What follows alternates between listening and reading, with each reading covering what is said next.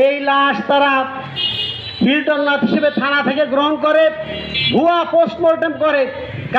যেই হত্যাকাণ্ডের সাথে আওয়ামী নেতাদের। বাগেরহাটের মোংলায় বিএনপি নেতাকে হত্যার ঘটনায় বিচার দাবিতে মানববন্ধন। বিস্তারিত থাকছে বাগেরহাট থেকে AH নান্টুর প্রতিবেদনে।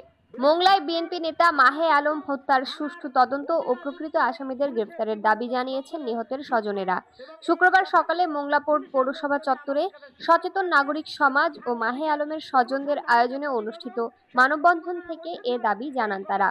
এ সময় বক্তারা বলেন, প্রভাবশালী আওয়ামী লীগ নেতার ইশারায় বিএনপি নেতা মাহে আলম হত্যাকাণ্ডটি ধামাচাপা পড়েছে। তাই লাশ পুনরায় কবর থেকে তুলে ময়নাতদন্তের দাবি জানানো হয়। 2023 সালের 10ই এপ্রিল মোংলা পৌর মৎস্যজীবী দলের প্রতিষ্ঠাতা সভাপতি মাহে আলমকে অপহরণের পর হত্যা করা হয়। তৎকালীন আওয়ামী লীগ সরকারের গুরুত্বপূর্ণ পদাধিকারী ব্যক্তির নির্দেশে থানায় মামলা না নিয়ে ভুয়া তদন্তের মাধ্যমে বিএনপি নেতা মাহে আলম হত্যাকাণ্ড ধামাচাপা দেওয়া হয়েছে বলে অভিযোগ করেন তারা।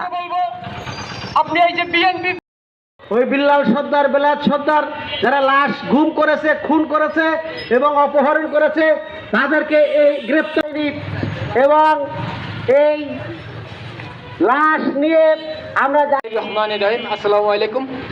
আমি ধন্যবাদ জানাচ্ছি সাংবাদিক ভাইদেরকে এবং সিনিয়র নেতৃত্ব যারা আছেন। দাবি করে আসছে, কিন্তু দুঃখের বিষয় আজ পর্যন্ত আমরা এর কোনো সুফল পাইনি।